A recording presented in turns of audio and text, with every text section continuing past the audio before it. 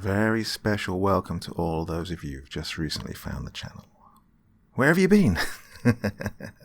And of course, a big welcome back to those of you who've been with me for a long time. I know a lot of you have been around since the very early days and you're still here. And tonight, this video is a celebration of you all. Now, it's Monday. I know a lot of you are working the night shift and doing a horrible job, so I've got an hour of entertainment for you this evening. Can you take a whole hour? I know you can. 26 stories, 26 very different themes. And I've got a little favor to ask you. While you're listening, pick out the best one and tell me all about it in the comments, which one you like the best. Okay, are you ready? Sit back and relax with your favorite drink, my dear, dear friends, because it's time to listen.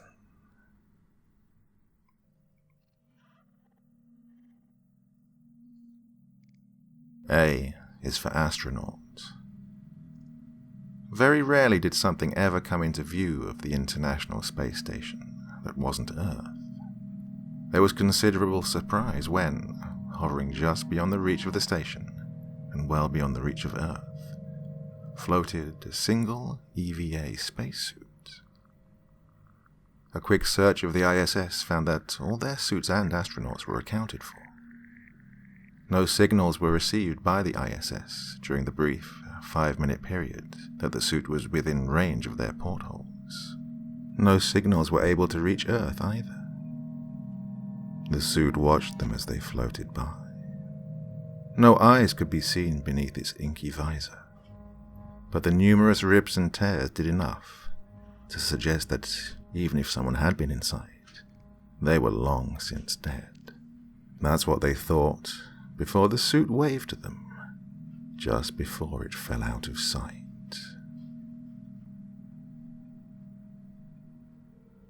B is for beach. Tommy was playing in the wet sand. His parents had, again, turned their gaze from him to each other. This trip would have been so much better, they both secretly thought, if they didn't have to babysit little Tommy. He was much too rambunctious to handle on a good day. All the excitement from the trip had made him unbearable. So, they didn't notice when he started calling their name. He couldn't resist. The biggest, most awesome cave had just been found, and he needed Mum and Dad to come look. It was taller than him, lopsided and drooping, but he thought it was a masterpiece of beach engineering. Little Tommy noted, as he was supposed to, that it was exactly big enough for him to fit inside. His parents didn't even notice, as the cave collapsed back into the beach like a wave and sunk below the sand. Tommy was gone. There was the smallest disturbance on the surface as the cave pulled its cache under the sand and back into the water. C is for conversations from down the hall. What were you thinking? What? Sam just spent the last 20 minutes crying his eyes out, Jake. I don't know what you were thinking. I don't know what I was thinking, Bob. Tell me what the hell's wrong. This damn thing you got our son. What? This ragged fucking teddy bear. I don't know where the hell you got it. What teddy bear? What is that? Don't give me that. Bob, I have no idea what you're talking about. Look at it. This thing's arm is barely hanging on. I'm surprised it doesn't have bed bugs or STDs or something. It looks like you pulled it out of a swamp. It's disgusting. I want a hug. Well, don't drop it on the rug. It's gonna leave a fucking stain. Well, it's on you. I don't blame Sam. Jeez, it's so creepy. Did you hear it? You couldn't even put new batteries in the thing. It sounds like the fucking devil, Jake. Babe, look at me. I didn't get him that teddy bear. What? But he said you got it for him. I didn't get him any teddy bear. Then where did it come from? He probably grabbed it out of a dumpster. He says he didn't. He's adamant he found it in his room. He said it was a present. Well, that's nice, but... Wait. What? Where did it go? D is for deforestation. The bulldozer slowly approached the tree, cutting through the thick brush. A lion stalking its prey. It lowered its plow like a shark extending its jaw. It bore its serrated teeth.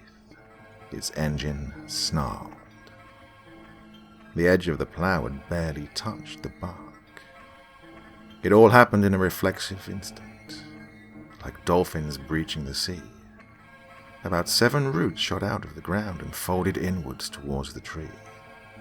They found solid ground, raised the trunk from the soil, and then the jointed, arachnoid legs carried the tree swiftly away. Its banshee howls echoed as it disappeared into the depths of the rainforest. E is for exercise. Just minutes ago, Tori's legs had been carrying her through 7-minute miles. Now, the left one is dragging behind her, leaking blood onto the burning asphalt, and the right leg is cramping. Every second it threatens to give in. She stumbles. A pain, a venom, crawls through her body. Below her, the Florida sun has cooked the bike trail as hot as a skillet. She can almost feel it through her toes. Half of her mind is trying to balance. The other half is focused on the lumbering beast behind her. The beast is too hungry to mind the heat.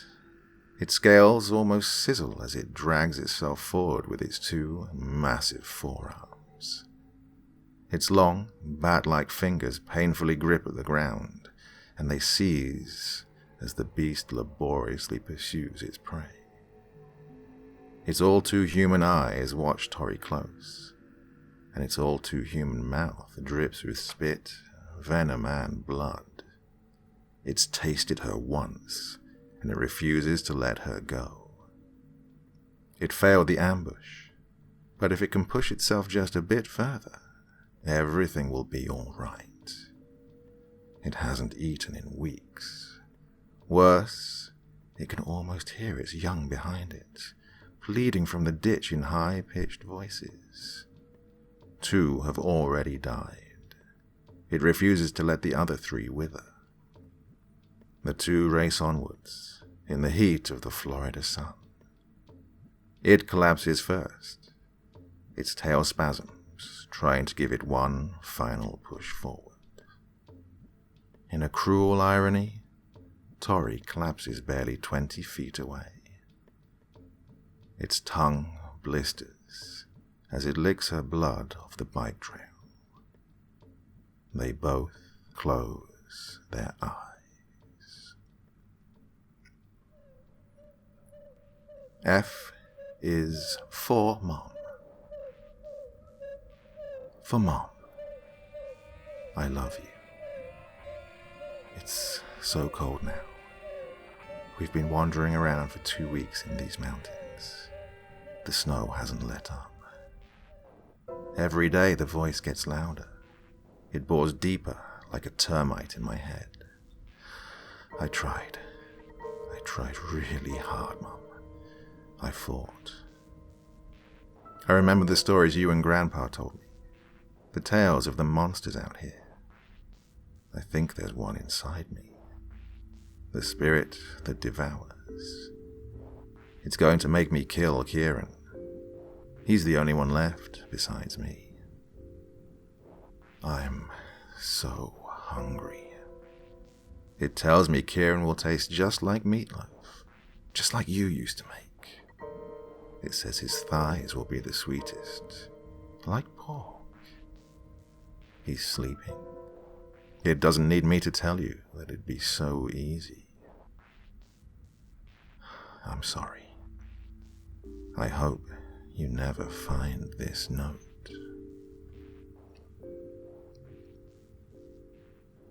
G is for grandmother. You have to, his mother said. Zack didn't want to. His grandmother looked so helpless there, atop the mangled debris of the forest's floor. The blood had started to dry now.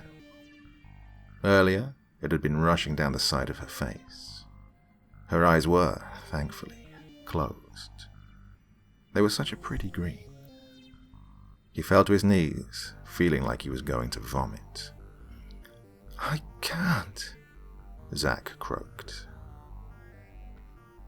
I did, his mother said. So did she. It's just a tradition, honey. His grandmother had been bound by Zack's hands. She'd felt so old and fragile beneath his fingers as he'd worked. He'd been the one who brought her down, too. He'd hunted her all through the thick pine forests behind her house. He had no choice. Next to her bleeding visage was a knife. It was the same ceremonial knife she'd almost driven through his heart not minutes ago. She'd cornered him, and had she not slipped on the leaf litter below, he would probably be dead. In his hand, clenched tightly still, was the rock he'd used to take her down. He had taken advantage of his good fortune to bring the rock down upon her brittle skull. He had won. Now the spoils were his. The honor was his. How? Zack asked. It isn't nearly as hard as it seems, she said compassionately. Especially if you could know how proud she is right now. Oh, she looks so... Zack started. Yes, his mother knelt beside him. Her smile was sincere. But you've proven yourself worthy to be called her blood today. Just as one day one of your children will prove to me, and your grandchildren will prove to you. His mother stood back up. She watched him, as she had watched him throughout it all. Besides, she said, she thought this would never happen. All three of your siblings before failed. So, enjoy it, Zack. You never liked me anyways. His siblings had been dead for years. Not one of them lived past 13, but Zack would. He dropped the rock. Shamefully, he allowed his mandibles to emerge from within his mouth. It felt wrong. It felt as if he'd suddenly become naked in front of his mother. He turned from her, but she placed her hand on his neck. It caused a reassuring chill to course through his skin. It felt good. His grandmother was still breathing as he bit into her neck. She smiled. H is for hunter. The buck collapsed. He was pleased with the clean shot. It was perfect, through and through. Leaves crunched as he approached. The noise caused the buck to struggle. It writhed and it moaned in seemingly complete misery. It was only when he got close and he raised his rifle that the hunter noticed it wasn't the buck struggling. There was something struggling to get out of the buck. Beneath the fur, something massive thrusted, and through the wound crawled skeletal phalanges. The hunter dropped his gun as the skeleton emerged from within the deer's warm flesh. It stood, and it watched the hunter flee with empty sockets. It gave him a head start. I is for Into the Hatch. The following excerpts are from an oral account of the events that transpired during the spring of 1977, involving the disappearance of Chuck Shaw near Bow, New Hampshire. Witness is Robert Athen. Why did we make him go in? We were all, 10? 11? Of course we bullied him into it. Chuck was a runt. He was the runt. Of course we made him go in. There was a short period of time where we started to get worried, you know? It was just looked like a bomb shelter. The door, rusty door, was sticking up out of the ground like a tree root. There should have been one room, but within, 10 minutes, we couldn't even hear Chuck anymore. Where the hell did he go, you know? I think it shocked all of us when he screamed. Oh, yeah. He screamed louder than anyone I've ever heard. Bloody murder. And then he came out of there like a bolt of lightning. I think he pounced on Ben like a wild tiger, ferocious, but then he started bawling. I don't think he ever would have let go of Ben had Frank and Pete not pulled them apart. He was real silent after that, the whole way home. It took about a week before he started to talk again. Personally, I don't think he could talk. I think he screamed the voice right out of his throat. Even then, he still wouldn't tell us what he saw for another month. Even then, he really only told Ben. I still don't think I believe it all. See, you have to understand Chuck was pretty imaginative. We all were. That's why we were too scared to go into the woods to begin with. Yeah, I think it took us a whole month of consistent prodding before that boy ever told us a thing. I think he made up half of it just to make us stop. Rambling was more the word. He rambled about this giant, what do you call it? Factory. I think that's what he said. Like a slaughterhouse. Yeah, that's the word he used. Underground. Massive, he said. Acres wide and deep. Impossible, right? He was very stingy with me after that. I think it's because I pushed harder than Ben, and I think Chuck blamed me for everything. Honestly, have you contacted Ben? Ben Huckins. He was closer with Chuck. I think he has a few morsels left to pull. Anything else? Well, I know Chuck disappeared on the 21st, I think. He was getting real weird the week before. Paranoid. His parents were real worried. I've never seen any 10-year-old act as freakishly as he did. He went missing on a Wednesday.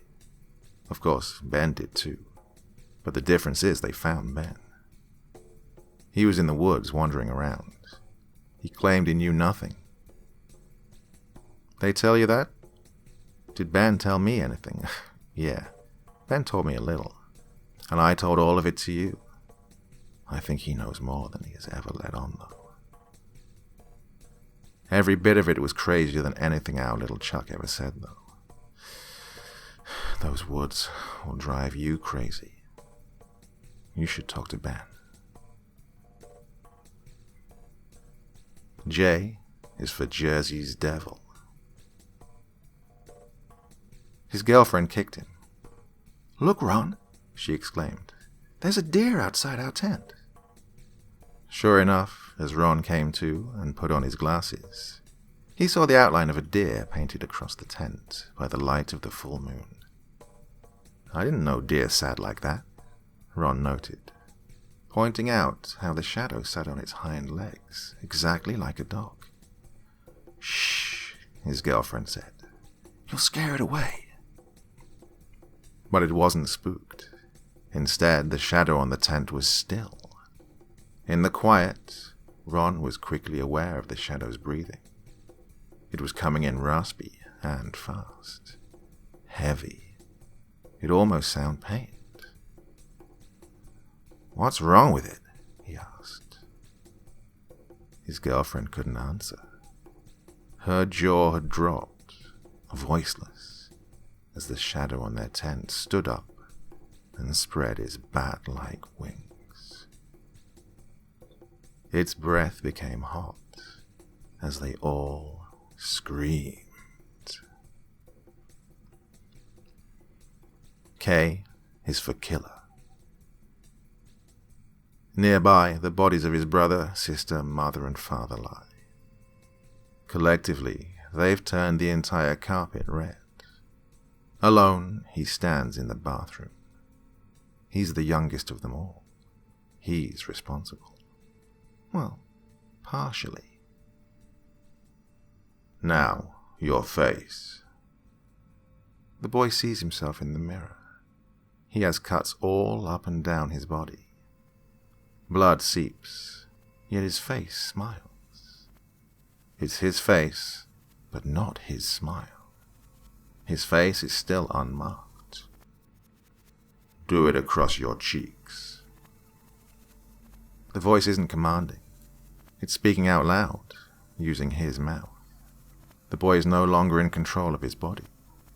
He can't even cry, as his arm brings a knife straight up towards his face. He can't even close his eyes. He just watches as the blade touches his cheek. L is for lucky.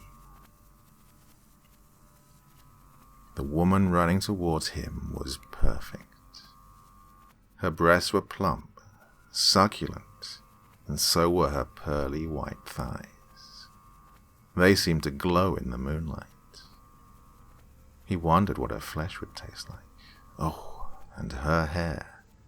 It was so short and red, vibrant, and she was coming right at him. It was just the two of them on the street. The sun had barely risen.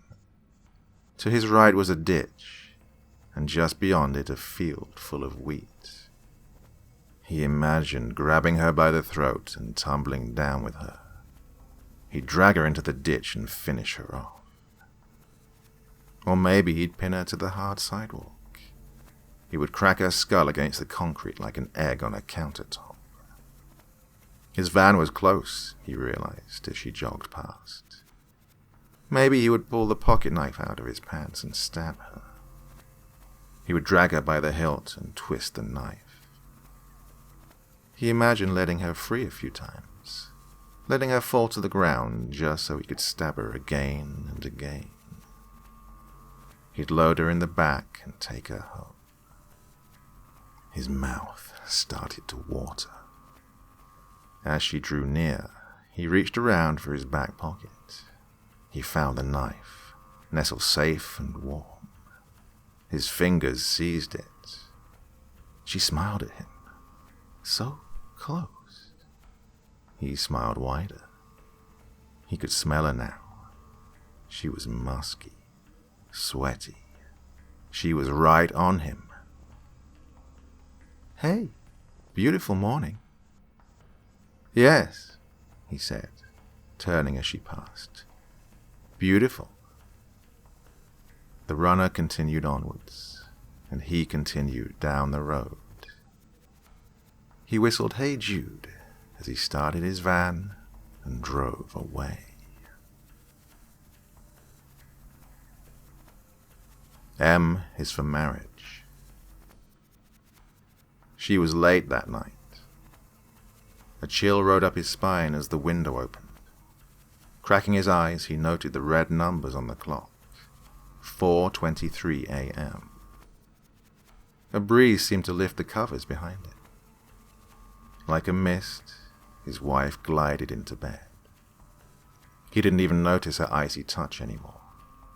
Her hands wrapped around his chest, and he smiled. He loved her, but still that animal instinct struggled within. His heart started to race. He wondered again about their infant daughter down the hallway. She was warm, like him. Was she safe? Was he safe? Again, he forced the doubt, the fear, back down. It subsided. Of course she was. Of course they were. She loved her daughter. She loved him. They were both safe. He felt a heat on his neck as she pursed her lips and kissed him. The blood-red mark stayed there until morning.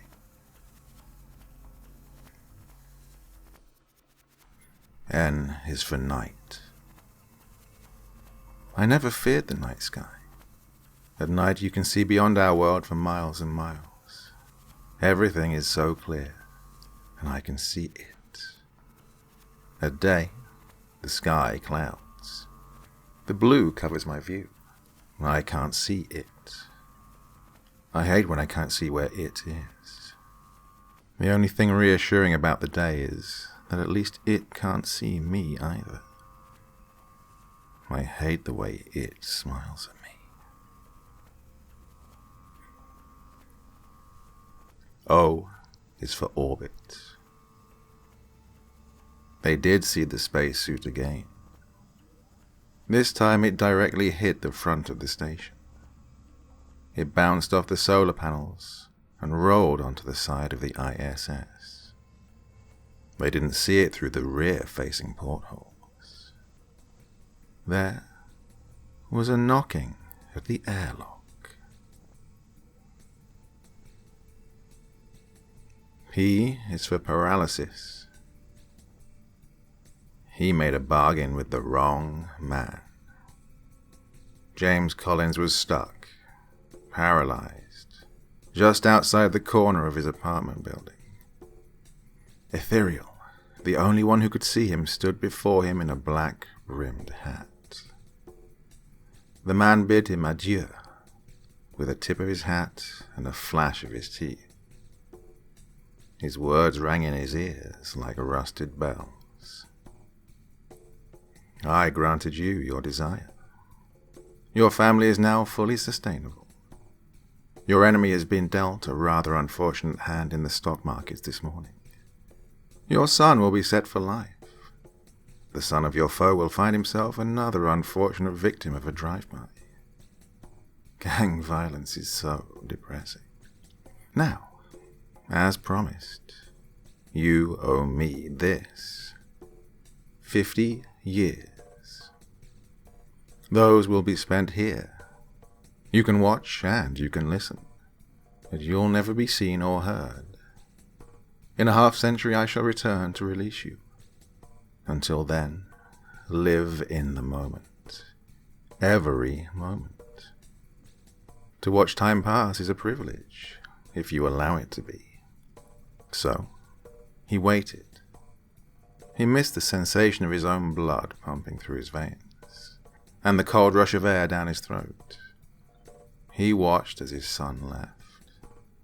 The apartment they used to call home would surely be beneath him now. Years flew by, and he watched the city around him grow. Soon days became like hours to him. Hours to minutes, minutes to mere seconds. One day he noticed a particularly interesting-looking man strolling down the lane in a fancy suit. He was young, with a head full of ginger hair. If James didn't know better, he'd assumed he'd fallen backwards in time. The young man was slim. Surely, and in a way, he was. The young man removed a canister, a flask, from his suit and drained it. Then his ass fell to the concrete below, and tears started to flow. "Where did you go, Dad?" he asked with a start. James realized then that the young man was his son. He had come so far, and the years had changed him. James had given everything, so he couldn't imagine why his son had grown up so sullen. Tears couldn't fall as his son left his side, walked into the building, and was reunited suddenly, not 5 minutes later, with the ground. He lay there beside his father, but his father couldn't touch him. James had 20 years left to go. Q is for quiet study hall. White ashes fell from the white ceiling. They danced in the air around his head. The desks around him had started to crumble, as if they too were made of ash. The wall beside him showed an empty hallway that led nowhere. He was alone with the thing. The thing stood in front of the classroom, tall and bulky, and tapped his claw against the blackboard. He gave it his attention. Atop its massive shoulders was fixed an antelope's skull, with wild, twisting horns. Its body was concealed by a cloak of black, tar-like feathers. It seemed to breathe.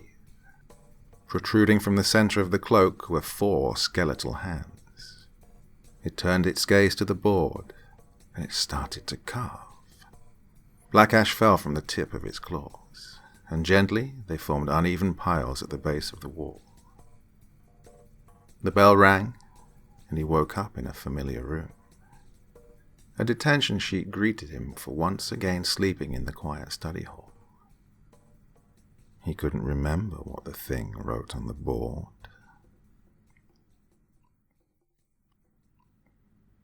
R is for redacted. Dear Senator Cornyn, I'm writing to you today because of recent, questionable and disturbing events. I live in Santa Ana. I have done so for about 30 years now. My mother, however, has spent her whole life in Anaheim, Texas. It's a small town, barely 100 people in total, and she lived a very happy life there. In regards to Anaheim, I know everything about it because I grew up there. It's a quiet, very personal community. They stick to their guns and each other, and that is it. I was one of the only kids who ever sprung up out of that dirt hole. Me and my brother, that is. Everyone else was ranchers, ex or current. To them and me, Anaheim was about as real as anything. Now, the problem I'd mentioned earlier started about 4 months ago. That's how long it's been since I've had contact with my mother. The last time she called, she mentioned something strange had been happening with her neighbor, and she thought he was up to something rather fishy. She was in rather a panic about it, and my mother is a Texas-born woman, so it would have taken something pretty serious to rile her up. So, I drove up to stay with her. Now, Anaheim is just northwest of Santa Ana a little ways. It's an hour north, straight up the 283, and then on to the 153. It'll take you all the way up, and then you'll find Anaheim just off the 153 before you hit Nolan onto Farm Road. I know this because I go there all the time. The problem is, when I got to the turnoff, there were police cordoning off Farm Road. I asked them what they were doing, and they told me to leave or I'd face federal prosecution. So, I went up around north past Nolan, and I was told to stop at 2 other roads that led to Anaheim. And again, I was told about federal prosecution. I tried calling my mother again, and there was no answer. So I waited with a friend in Nolan for the night, and come the next day, I couldn't find Farm Road at all. I couldn't find any road that led into Anaheim. I got to a point of frustration where I even tried to walk through the dirt to get there, only to find there's now a fence surrounding the whole town. I was asked to leave at gunpoint by federal guards, long before I was able to get within half a mile of the fence. It's going on months now, and I still have no answers. The town no longer appears on Google, and I've been asking around. There seems to be a gag order on any reference to the town. My friend in Nolan, the very one who let me stay at his house, is now terrified and adamant that Anaheim never existed. He's continued to encourage me as such, like he's trying to bribe me. But it did. My mother is still in there, and I need to make sure she's okay. I need answers. My brother needs answers. Please find this letter well. Miranda Hawkins. Dear Miss Hawkins, I have been authorized to write to you on behalf of Senator Cornyn. It's my understanding that for the past several months you have had an inquiry involving a particular town in western Texas, Anaheim. In regards to this inquiry, I can personally assure you that there is no such place as Anaheim, Texas. I've been very thorough, I assure you. There has never been a town such as the one you described in the registry. There is nothing south of Nolan besides wind turbines and farmland. I apologize for any inconvenience and undue stress this has caused you. If you have further questions, please feel free to respond to the return address on this letter. I would love to answer any further questions you might have. Perhaps if you could send me your mother's name, we could search for her current whereabouts. Robert McConnell, DSA.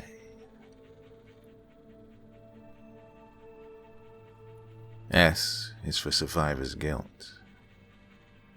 The following excerpts are from an oral account of the events that transpired during the spring of 1977, involving the disappearance of Chuck Shaw near Bow, New Hampshire. Witness is Benjamin Huckins. Not a day goes by I don't think about Chuck. The weeks after we went into the woods, I was his only friend. Bob certainly wasn't. I don't know what he told you, but he was never really a friend to Chuck. He wasn't with him in the end. I was. I think I was the only one who believed him, even back then. There were things that Chuck only told me. He told me those in confidence, so please, understand if I can't convey everything that happened to you. It's been years, and I still don't feel comfortable talking about it. That place. Chuck was convinced that he was being hunted. That was the word he used. Hunted. He said, and he only told this to me, but he said he wasn't alone in the place that day. He said he heard something walking around, making clacking sounds on the metal. No, he never described it. Yes, it, as in thing. I can't talk about the day he disappeared. Yes, the paranoia was real. Chuck was convinced that the thing was coming for him. The thing in that place, yeah. Honestly, no, I didn't believe him. I believed he was afraid, surely, but no, I didn't believe he was in any danger. That changed on the night before he disappeared. It's going to sound silly to you, but I had a nightmare of sorts. At least, that's what I pray to God every night that it was. A fit of sleep paralysis, hopefully. But it scared me. There was something in my room, on my ceiling, hanging there. It blended into the shadows like a tiger blends into the damn jungle. It wasn't watching me so much as it was smelling me. I could hear it breathing, heavily. It was sniffing, for a good 10 minutes or so. It then decided I apparently wasn't worth its time, and just crawled out of my window like a centipede. I woke up after that. At very least, I sat up. Chuck went missing the next day. I'll tell you what I've told everyone for years. Yes, I saw him that last day. I tried to help him. I ran so deep into those woods. I just wasn't fast enough. No, I don't think it was actually a nightmare, but I can still pray. T is for TV. He knew what would happen next. The room glowed from the light of the television as he fled into the hallway. He pried open the folding closet doors, and once he'd squeezed inside, he tried to shut it. The edge of the door skinned his foot, but he didn't dare cry. He heard the static. The TV was still displaying the same scene. Headlong view of an empty road. Empty fields on both sides. Cornstalks lay, decomposing against the dirt. Something stirred on the right side, beneath a pile of stalks. Moving his foot, the boy continued to pull the door shut. It hit the other side, the other door, too hard. The other door opened a smidge, allowing light from the hall to fall inside the closet. A moist sound came from the television. Something had come onto the road. It stumbled forward. Its shredded arm reached for the screen. The boy cursed one of the curses his daddy had taught him as he reached for the other side. The other door was closed flat, but the one in front of him still bent at the joint. The smallest sliver of light shone on his tears. The thing crawled out of the TV. He stopped moving when he heard it growl. Each footstep was highlighted by a moist, padding sound as the thing limped out of the room. The boy didn't dare move. Through the crack he watched the hallway. Light from the TV room around the corner still reflected off the dark wall and into the closet.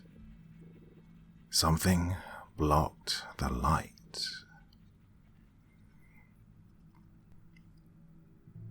U is for ugly Christmas sweater. The intent was for it to never be worn again. Rachel, fueled by a fear and vengeful rage, spent all night sewing onto the damn thing horrendously misshapen patches of ugly wool and even strips of velvet.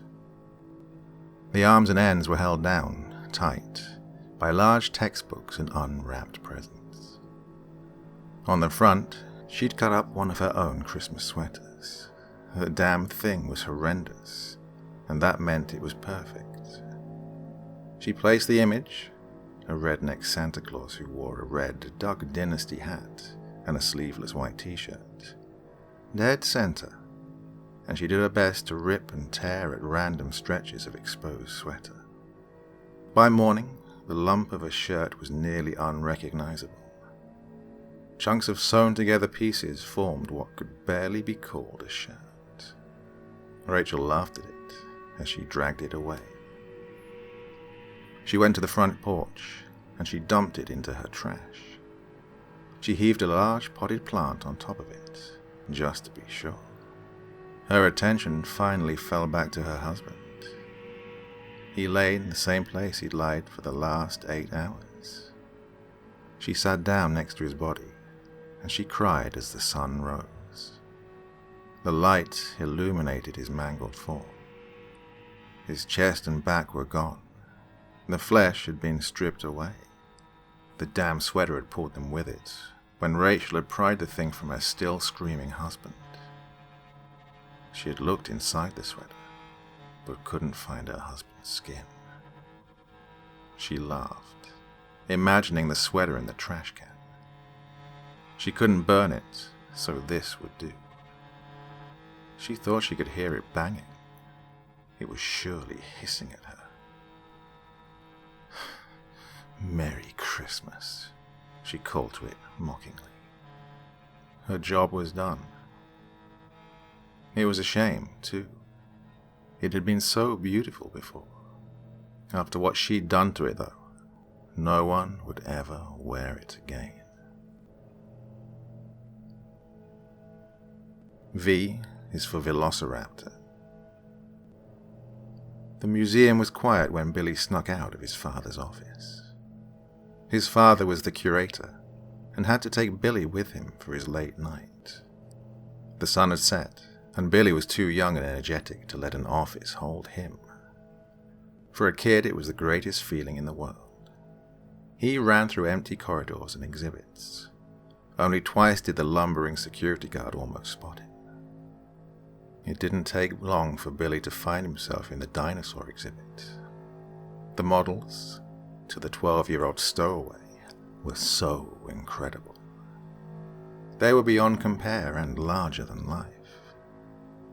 He assumed they'd always be that way. At least, that's what he'd thought before. Tonight was different. He wanted to feel the awe, but he couldn't. Something felt off.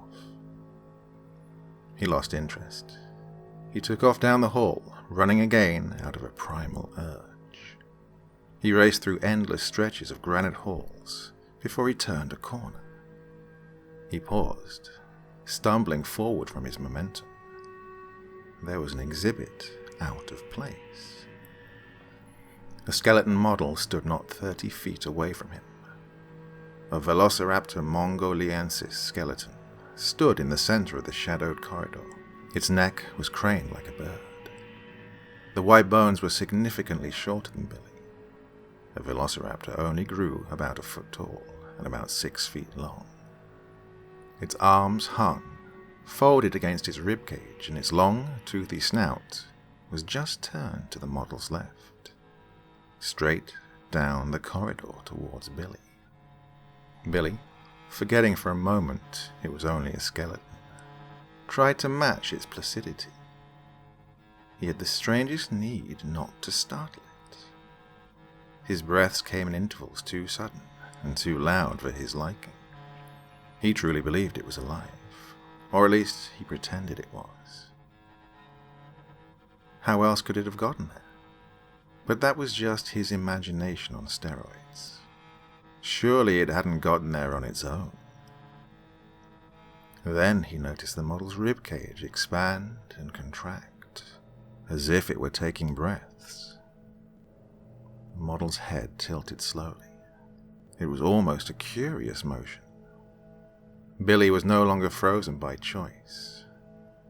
As their staring contest continued, the raptor continued to tilt its head, left, right. The raptor was trying to figure out what to make of Billy, and Billy wasn't sure what to make of the raptor. Billy found his control once more.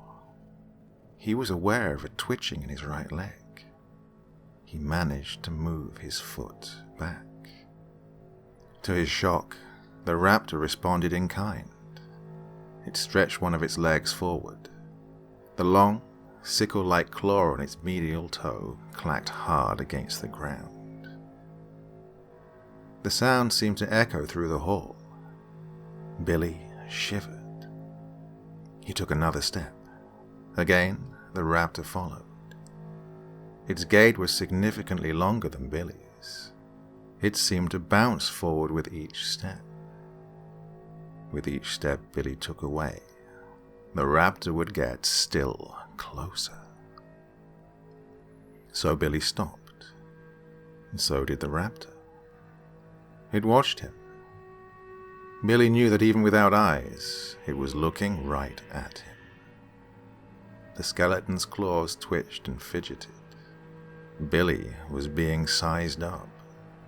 Through a glance to his right, Billy saw it. His father's office.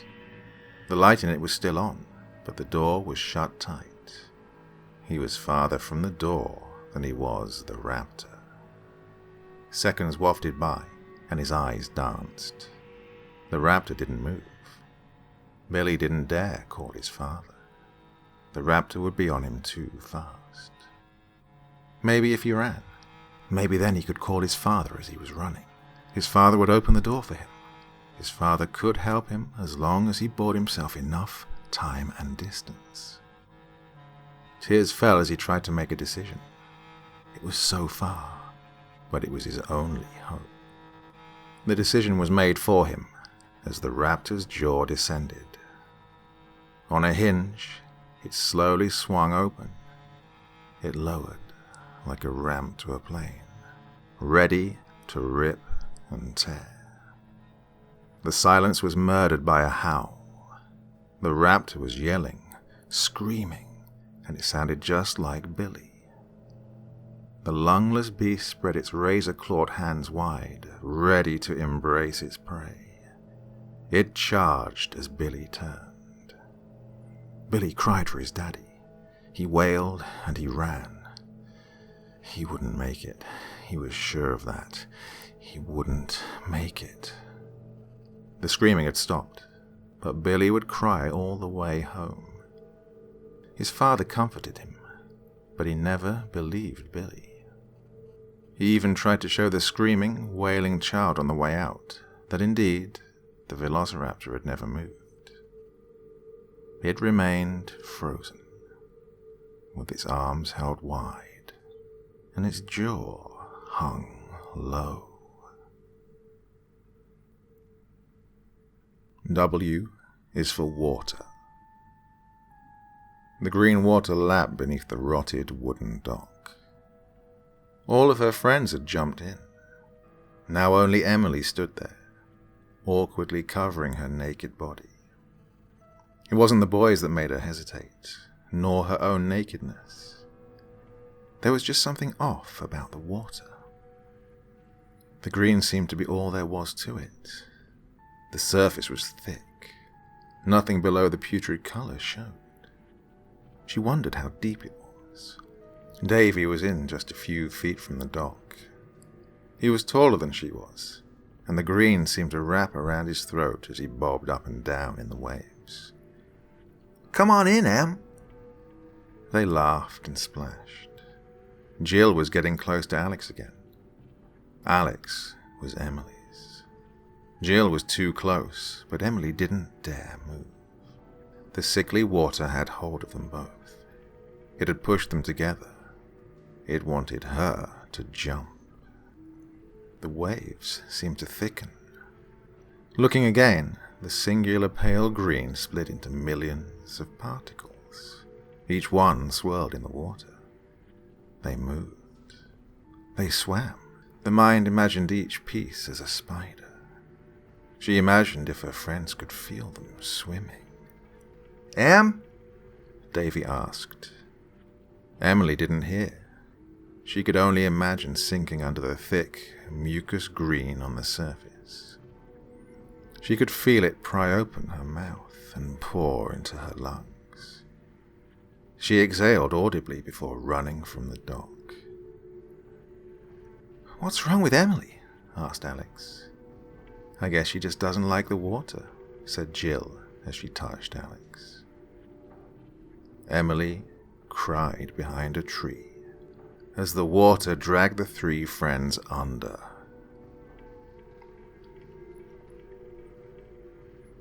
X is for xenophobia. The International Space Station fell to Earth. It crashed into the middle of the Indian Ocean in the early hours of the morning. As the pieces sank, no bodies emerged. A great white shark still comes. It smells blood. In the dark waters, it can't see well, but it follows its nose. Sharks have an excellent sense of smell, and they have even greater tools for hunting. On the tip of its snout, paws called the ampullae of Lorenzini guide the shark based on electrical impulses. They can pick up the smallest electrical fields. With their very specialized sense, they can detect even the smallest heartbeat of prey. There is no hiding from a shark. It searches the wreck. It smells the blood, but through the sinking, mangled pieces, it can find nothing edible. The shark pulls away, when suddenly it picks up a faint signal slightly above the wreckage. Its electrical senses tingle as something passes its nose. The moonlight only offers the briefest glimpse. It looks edible, and the shark's lateral line can detect its movements. The predator's mind tells it that it's prey. With a quick motion, its gums extend from its jaws, and its eyes roll backwards into its head. It's a basic reflex to protect them from injury. It doesn't see as it brings its teeth closed on a limp astronaut suit. Its tongue feels the thing in its mouth, and it tastes blood on it. The shark begins to thrash its head back and forth. Its serrated teeth try to dig into the leathery mass. They can't manage to cut it. Suddenly, the shark's ampullae of Lorenzini cry out in pain. A tingling causes the fish to writhe and its jaws to spasm. It feels aching in its head, coming through its many teeth. It can't release its catch. It still tastes blood, but now most of it is its own. Its jaw stretches as something emerges from the suit. It tastes like carrion, rotted and foul. Too foul for even the shark. It struggles its hardest as the projections from the suit feel around the shark's insides. The shark tries to regurgitate, but it can do nothing as it feels its own teeth pulled from the gums. Its jaws stretch and stretch, pushed by the suit's extensions, and eventually they tear as the thing pushes. The shark is dead long before the thing is finished. After the suit is freed from the dead predator's clutches, it begins to pull the once great predator's body inside its own. The thing devoured it, stuffing it within its impossibly small form. In the deep, the still man-sized astronaut suit settles to the bottom. Blood leaks from the center seam. The dark here is like home. It waits for a while before it starts to walk.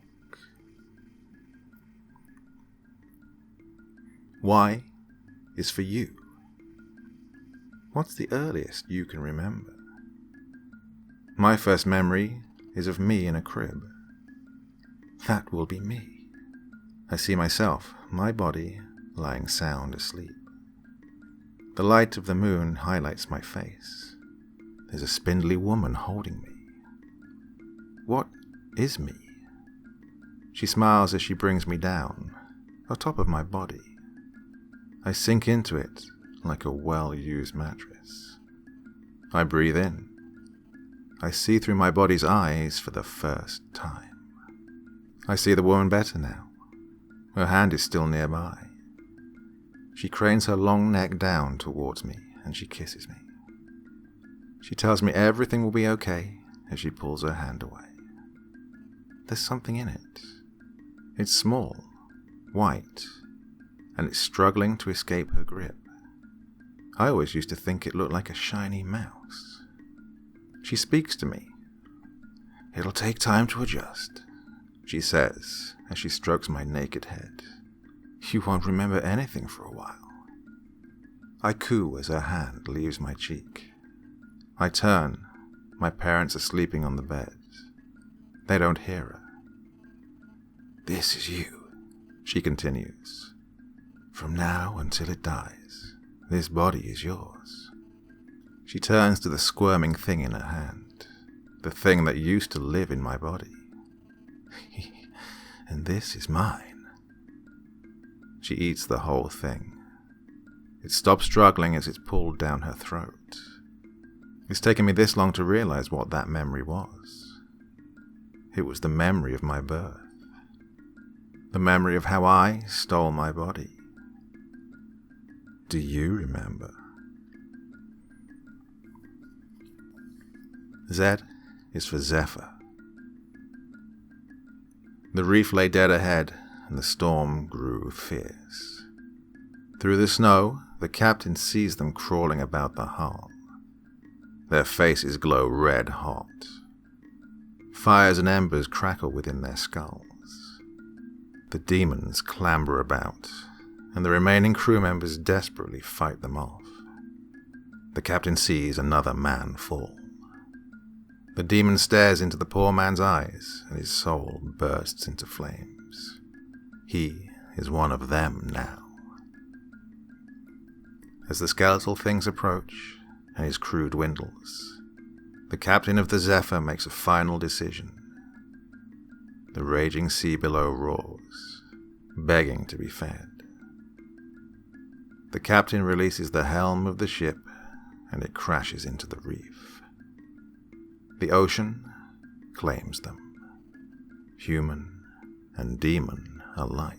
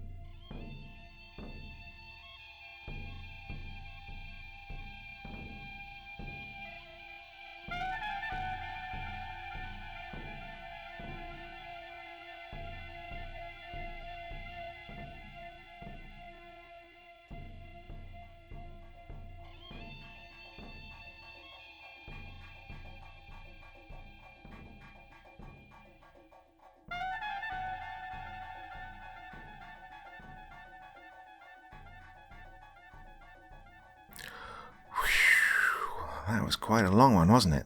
Yeah, 26 stories there. Did you pick out your favourite? If you didn't, you're going to have to go back and listen to them all again. No, not really. Go on, it's okay. But if there's any that particularly stuck out for you, I know the author, Ryan Brennaman, is waiting to hear which one you like the best, which one really stuck in your mind. So do me a favour and leave a comment. Yeah, he's done it again, hasn't he? Ryan Brennaman. What a fantastic author. I'm so glad he chose to share this collection of stories with me. It's been my pleasure to read them all to you. Now, as you can imagine, I'm a bit knackered after all that, so I'm going to take a little bit of a rest, but I will be back with you again on Wednesday. So make sure you join me, okay? For now, it's time for me to say bye-bye and sweet dreams.